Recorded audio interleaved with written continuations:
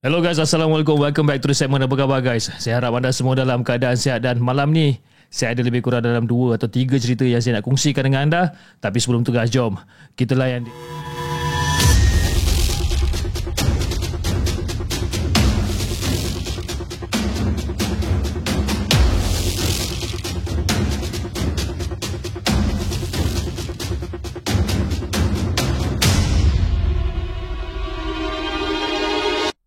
أعوذ بالله من الشيطان الرجيم بسم الله الرحمن الرحيم لو أنزلنا هذا القرآن على جبل لرأيته خاشعا متصدعا من خشية الله وتلك الأمثال نضربها للناس لعلهم يتفكرون صدق الله العظيم.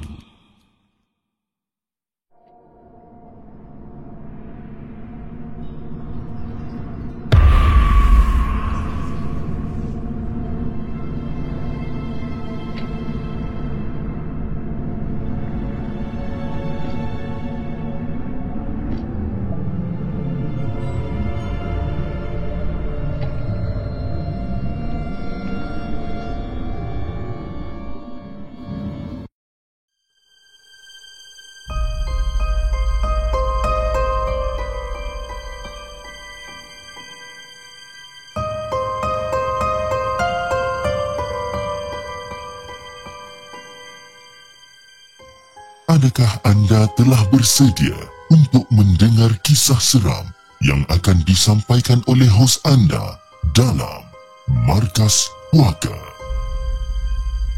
Okay guys, kisah yang pertama ni dikongsikan oleh Zamir. Assalamualaikum Cip, kepada semua penonton-penonton di segmen juga. Nama saya Zamir, berasal daripada Semenyih, Selangor dan nak berkongsi kisah seram saya semasa saya bekerja di sebuah kilang. Okay guys, cerita dia macam ni. Okay, kisah ni terjadi lebih kurang pada tahun 2015 ataupun 2016 macam tu. Dan saya bekerja di sebuah kilang pembuatan kotak yang terletaknya dekat Nilai Negeri Sembilan. Saya minta maaf kalau katakan saya tak dapat nak reveal nama kilang tu, sebabkan kilang tu masih lagi beroperasi. Kan? Tak pasal-pasal nanti kan kena saman pula kan.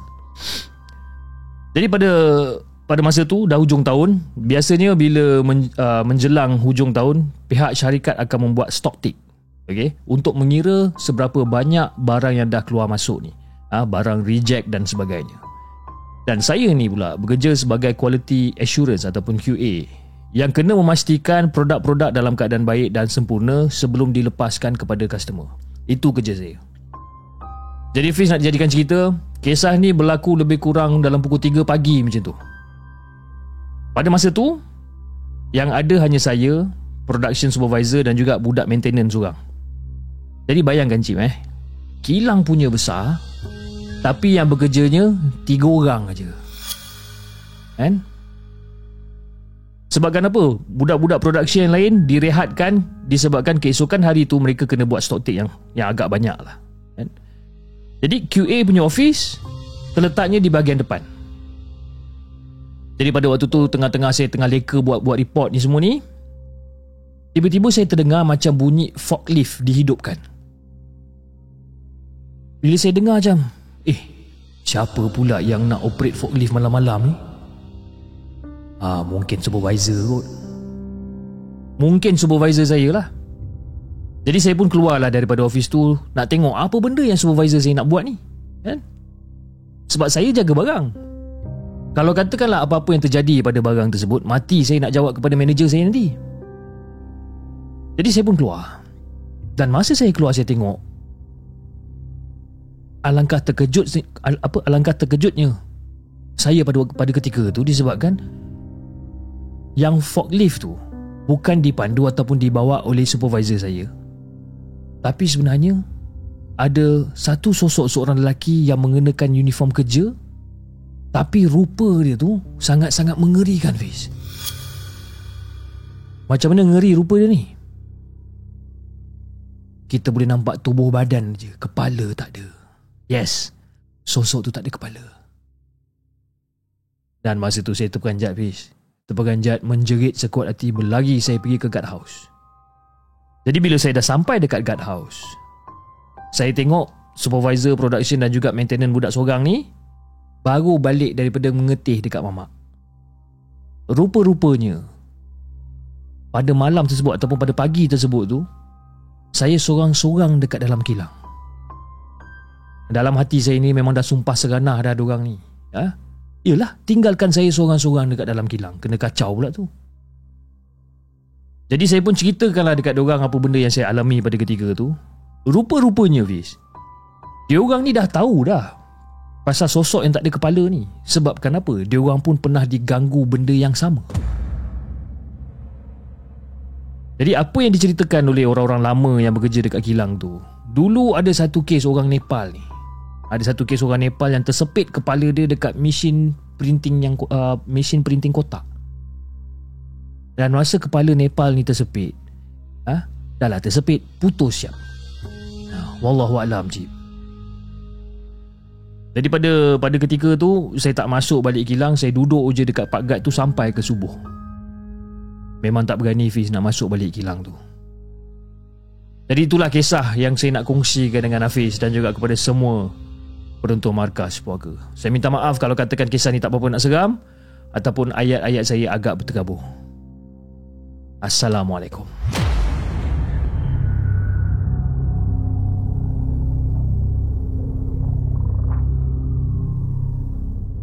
Jangan ke mana-mana.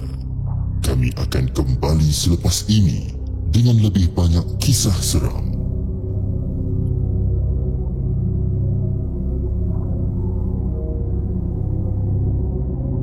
Okey guys, itu dia kisah yang pertama. Kisah yang pertama sebagai pembuka tirai untuk hari ini, kisah yang dikongsikan oleh Zamir dengan kisah dia berjudul Sosok Lelaki Tanpa Kepala.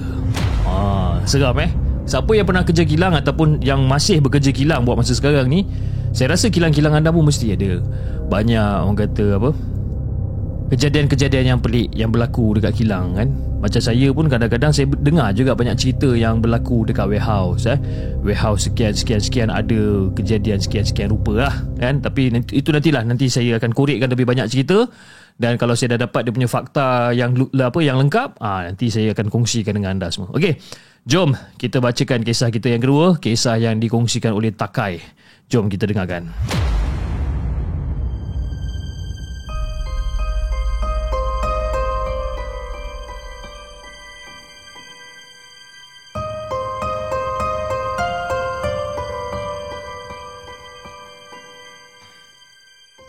Adakah anda telah bersedia untuk mendengar kisah seram yang akan disampaikan oleh hos anda dalam Markas Puaka? Assalamualaikum kepada Hafiz dan juga kepada semua penonton Markas Puaka. Waalaikumsalam warahmatullahi.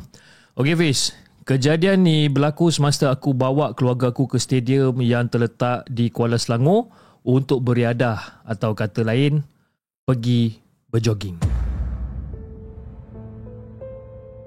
Kebetulan pula pada waktu tu memang tak berapa ramai orang, Hafiz. Jadi kita orang nak beranak ni masuklah ke balapan dan mula berjoging.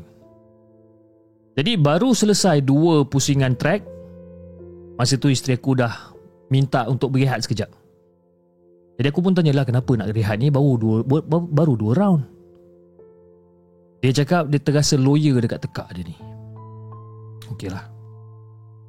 Jadi lebih kurang dalam pukul 10.30 malam macam tu, isteri aku dah mula mengadu yang badan dia ni terasa menggigil kesejukan. Walaupun dah berselimut tebal ni rasa macam nak demam ni.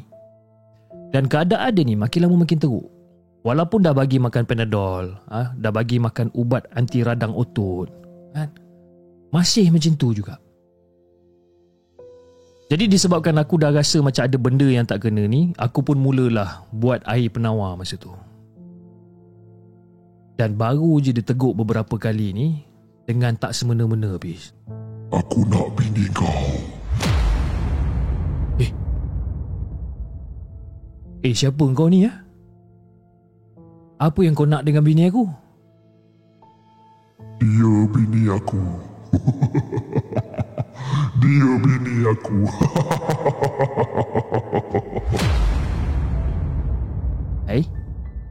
Dia bini kau. Dia ni sah isteri aku tau. Bila masa pula dia jadi bini kau ni? Sebelum aku hilang sabar dengan kau ni, lebih baik kau lepaskan dia. Jadi aku cakap macam tu Fiz kat dia.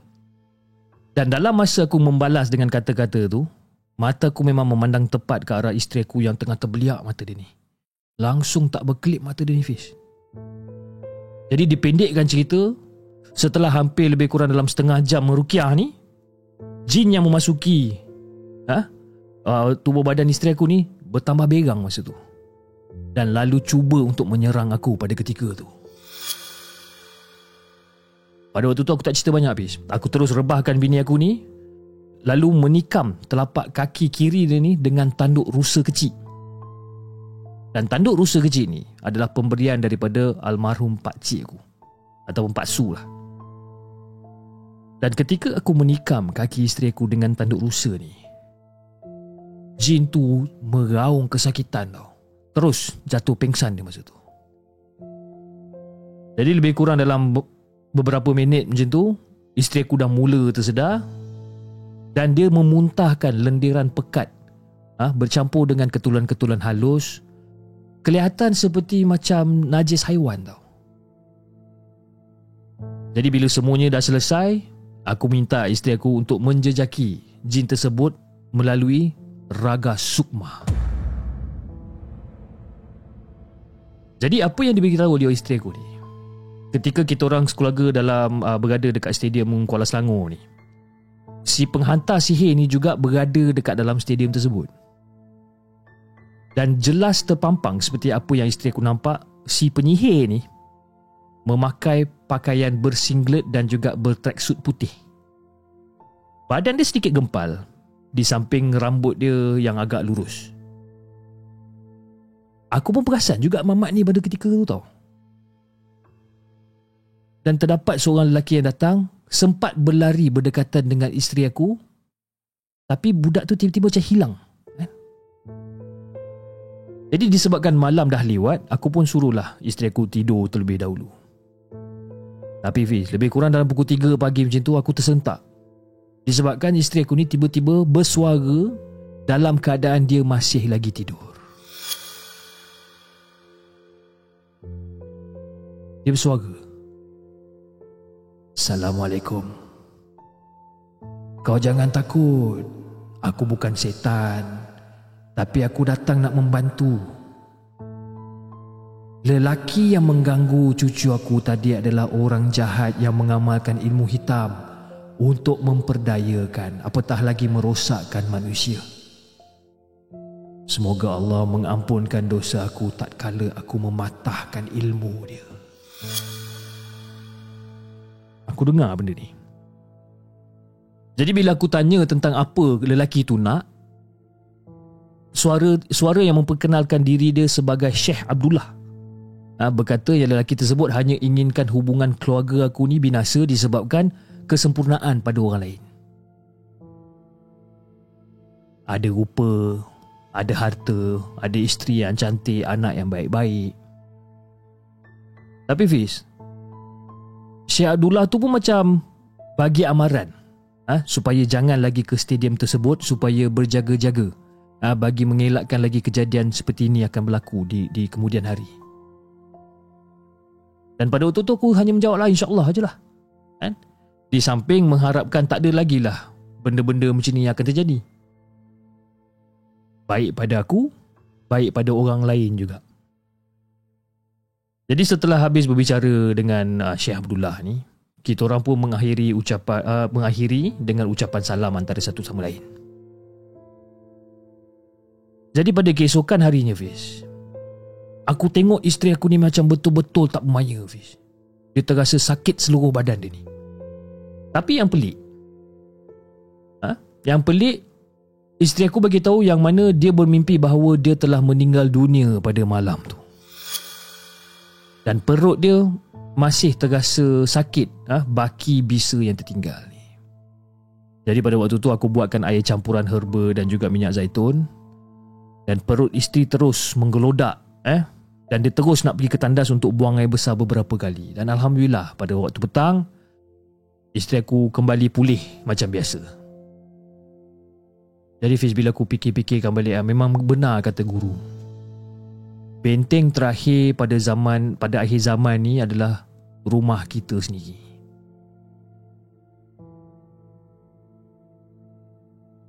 Jadi guys, ini adalah merupakan cerita daripada Takai. Pencerita asalnya daripada Takai yang pernah viral beberapa tempoh hari yang lalu, dengan sedikit perubahan konteks dialog tanpa mengubah jalan cerita daripada Takai ni. Kan? Sebenarnya kenapa konteks ni diubah? Okey, pihak di segmen ubah sedikit konteks dialog ni disebabkan kami rasa dengan adanya perubahan tersebut, dia lebih memudahkan untuk penonton-penonton seperti anda semua memahami ataupun dapat relatekan cerita tu. Okay guys, dekat sini saya nak kongsikan gambar dan apa yang bakal saya kongsikan ni mungkin akan meloyakan tekak anda tu. Sebab saya sendiri tengok, kadang-kadang mesti tengok saya sendiri kembang tekak ni kan? Tapi saya nak kongsikan dengan anda juga. Dan berikut adalah gambar 3 dalam 1 lah. Gambar 3 dalam 1, kita dah buat collage 3 dalam 1 yang dikongsikan di Facebook beliau. Dan mungkin perkara ni tak terjadi kat kita mungkin kan? Dan mungkin benda ni sekadar nak menakut-nakutkan orang kan? Tapi pada pendapat kita kan, pendapat saya, pendapat daripada segmen sendiri, sebaiknya kita ambil iktibar dan juga semoga kita sentiasa dilindungi oleh Allah kan, daripada perbuatan sihir menyihir ni. Dan cerita ni of course telah diubah konteks dia melalui dialog oleh tangan gaib. Okey, tangan gaib iaitu salah seorang daripada moderator kita yang telah mengubah konteks dialog untuk kita lebih faham akan jalan cerita dia. Okey, ingat, dia tak buat apa-apa perubahan storyline, cuma dialog konteks. Okay. So, ini adalah gambar yang dikongsikan di Facebook Takai tu. Dan gambar ni mungkin meloyakan. Bagi saya, it is. Jom kita tengokkan gambar yang dikongsikan. Okay. Kalau anda tengok dekat sini, okay, ini adalah muntah lendir bercampur dengan ketulan halus gambar yang pertama yang ni. Dan ini adalah gambar yang kedua. Okey, ini adalah gambar yang kedua. Okey. Kalau anda tengok gambar yang kedua tu nampak ketulan-ketulan kan. Dan yang bawah ni of course, yang bawah ni adalah tanduk rusa yang digunakan untuk tikam telapak kaki isteri dia tu. Inilah dia. Terima kasih tangan gaib dan juga Takai kerana sudi untuk berkongsikan kisah ini dengan The Segment. Assalamualaikum.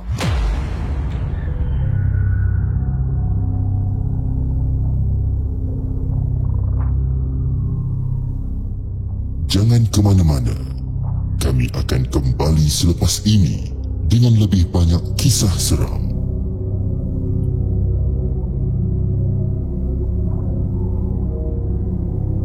Okay guys, tanpa membuang masa, okay, masa itu emas. Tanpa membuang masa, jom kita bacakan kisah kita yang terakhir ataupun kisah kita yang ketiga pada malam ini. Kisah yang dikongsikan oleh Mimi. Jom kita dengarkan.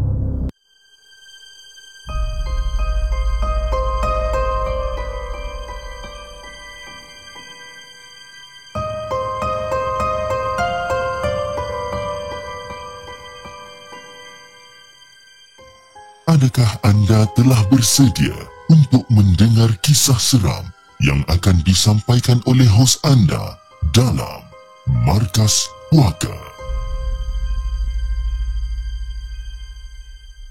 Assalamualaikum kepada Hafiz dan juga kepada semua penonton Markas Puaka. Waalaikumsalam warahmatullahi. Nama aku Bimi. Dan kisah benar ini terjadi semasa aku mengandung sebenarnya. Aku baru berkahwin dan tinggal bersama mertua pada mulanya. Tapi selepas disahkan mengandung, aku pilih untuk berpindah ke rumah sewa atas faktor keselesaan aku sendiri. Okey.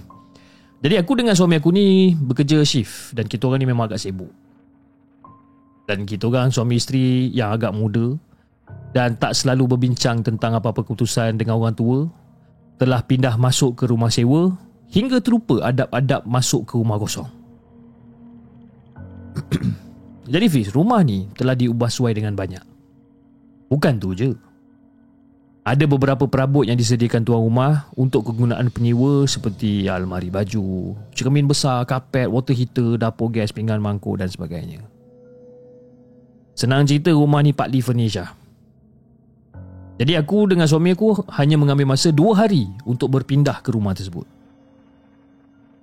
Jadi Fiz, semasa berpindah tu, aku dapat macam satu allergic yang sangat teruk.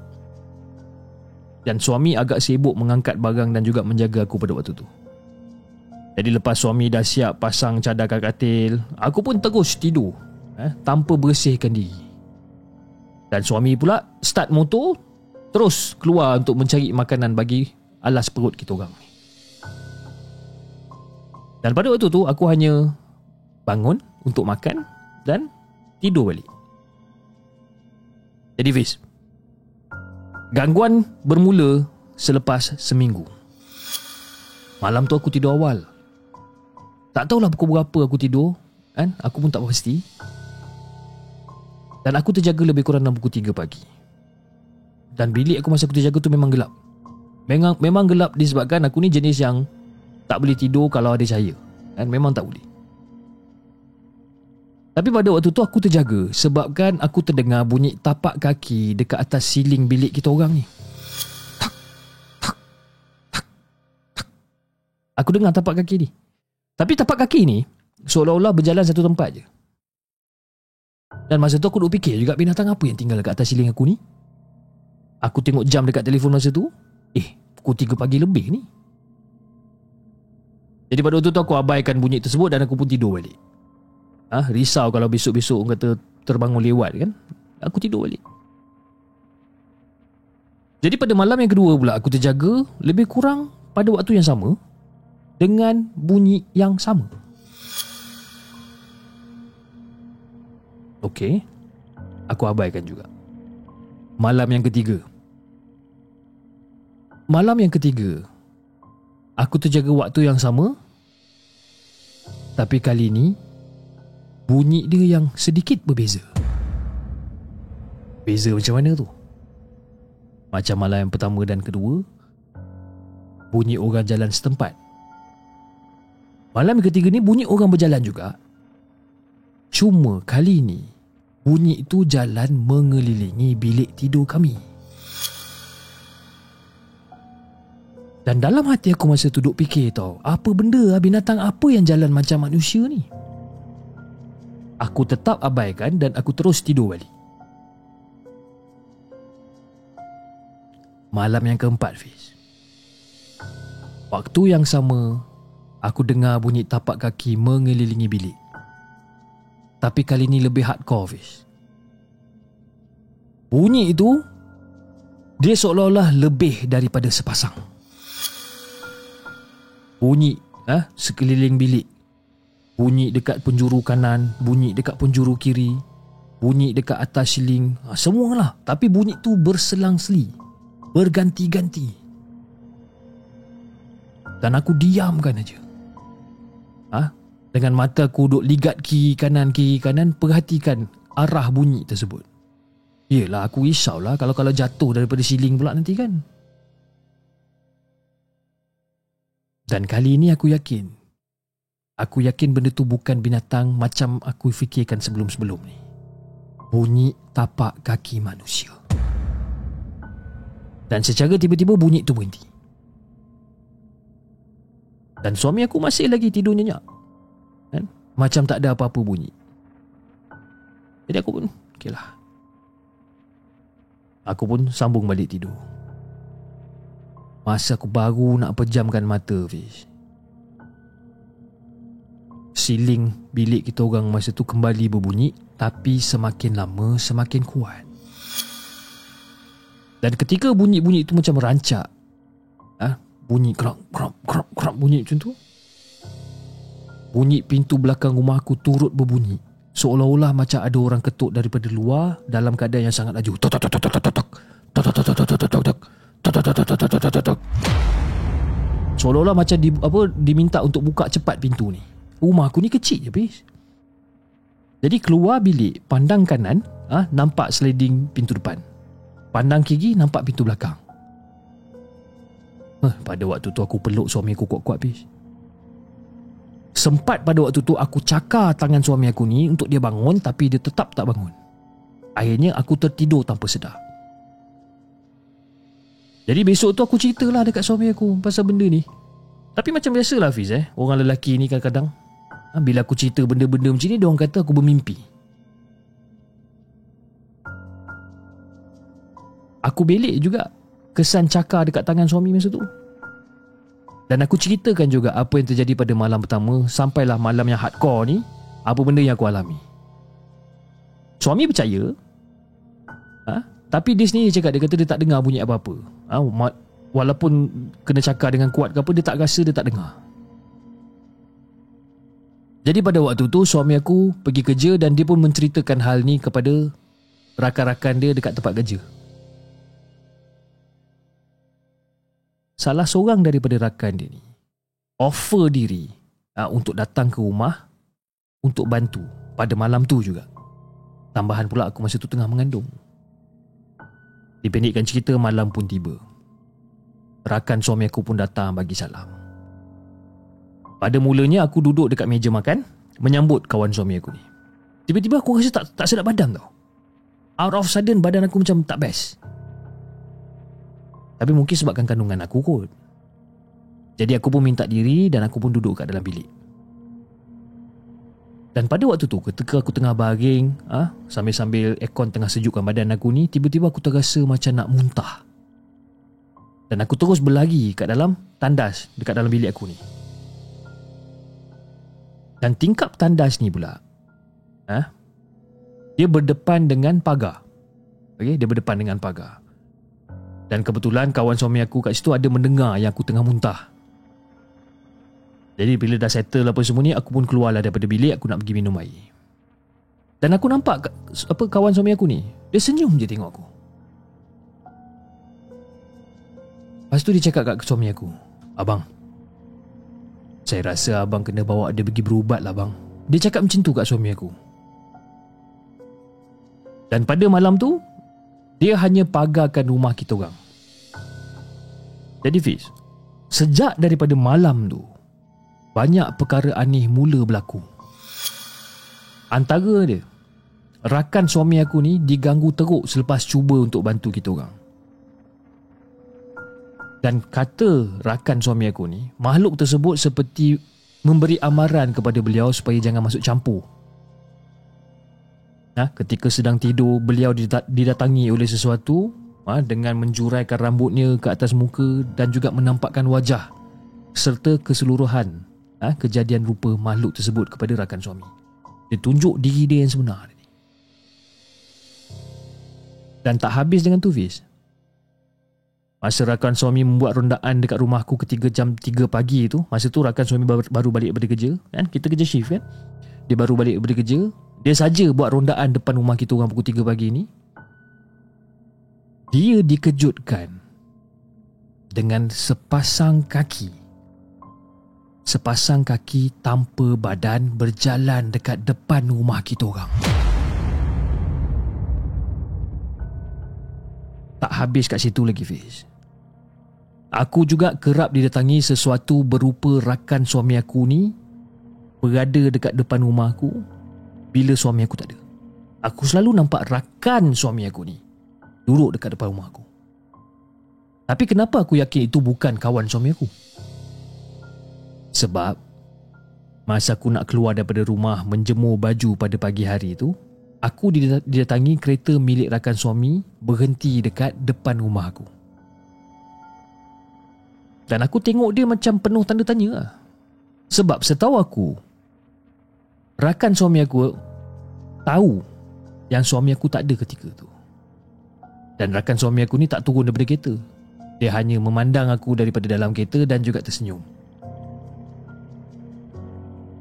Jadi aku pun masuk ke dalam rumah bila aku nampak kawan husband aku ni kat luar rumah, dengan orang kata gelagat yang agak mencurigakan ni, aku pun masuk rumah. Aku masuk rumah dan aku pun telefon suami aku, bertanyakan tentang kawan dia ni. Jadi suami aku ni pun teruslah telefon kawan dia ni, bertanyakan hal tersebut. Dan suami aku telefon aku balik dan bagi tahu aku bahawa orang yang berada kat depan rumah tu bukan kawan dia, disebabkan kawan dia berada dekat rumah bersama isteri dia. Dan suami juga mendengar suara isteri kawan dia ni ketika berada kat dalam talian. Jadi suami aku suruh aku masuk rumah cepat-cepat. Jadi Fiz, gangguan tak terhenti kat situ je Fiz. Ada satu malam ni, masa aku nak pulang ke rumah, seperti biasa lepas habis kerja shift petang ni, masa tu jam menunjukkan lebih kurang pukul 10.30 malam. Dan aku sampai je dekat rumah aku parking kereta kat luar rumah masa tu lah. Belum pun aku keluar daripada kereta, aku nampak ada sesuatu yang macam terbang di antara pokok ke pokok yang berdekatan dengan rumah aku ni. Dan benda yang terbang daripada satu pokok ke satu pokok ni, dia macam berwarna putih lusuh seperti kain buruk yang melayang-layang. Aku masa aku nampak ni, aku buat tak tahu je, buat tak nampak. Dan aku hanya fokus untuk buka pagar masa tu. Dan nasib aku agak baik sebabkan suami aku tak kunci pagar rumah. Tapi Allah ajalah yang tahu perasaan aku pada ketika tu. Jadi aku masuk rumah, aku bagi salam, aku terus bersihkan diri. Terdapat juga gangguan yang tak dapat aku nak lupakan ketika suami sedang mengurut kaki aku pada satu malam ni. Kaki aku tengah sakit ni, dia urut kaki aku ni. Dan ketika tu, kalau tak silap aku, kandungan aku dah menginjak ke 7 bulan kalau tak silap. Jadi pada waktu tu aku duduk berlunjur dekat atas katil. Suami aku duduk bersila dekat ujung kaki aku. Dan berhadapan katil aku ni adalah tandas lah. Okey. Dan bersebelahan tandas tu ada tingkap.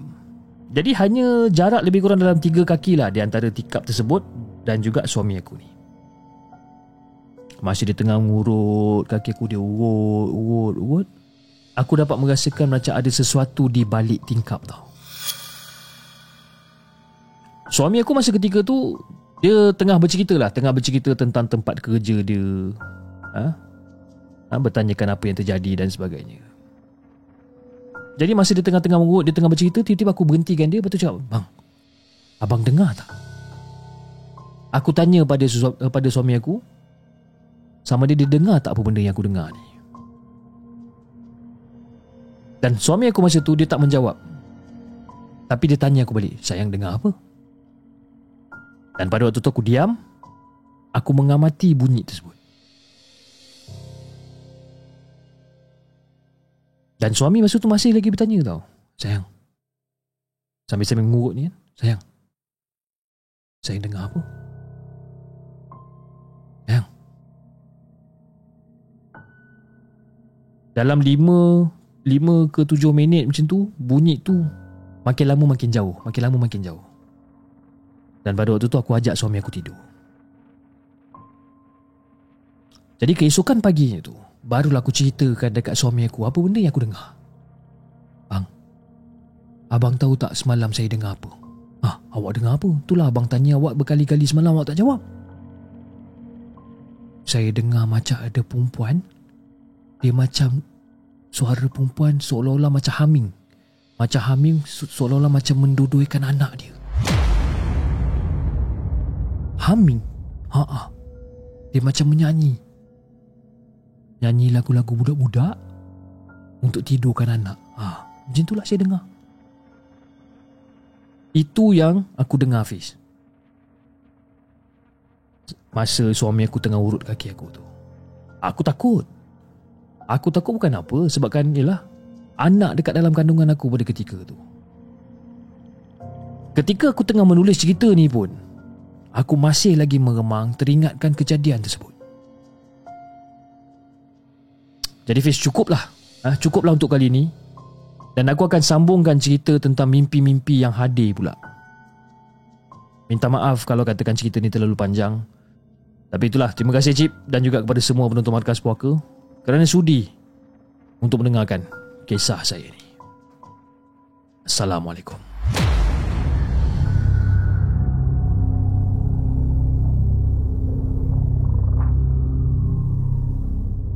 Jangan ke mana-mana. Kami akan kembali selepas ini dengan lebih banyak kisah seram.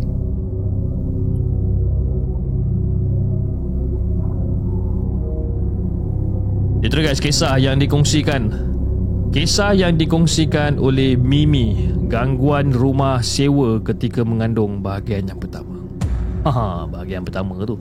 Okey, saya rasa itu saja guys untuk malam ni, dan insyaAllah kita akan berkongsi lagi ataupun menceritakan lagi tentang lebih banyak kisah-kisah seram di masa akan datang. Jadi kepada anda semua yang masih lagi belum subscribe ke channel The Segment, sila tekan butang subscribe sekarang. Okey, jangan lupa like, share dan subscribe channel The Segment, dan insyaAllah kita akan jumpa lagi on the next coming episode. Assalamualaikum.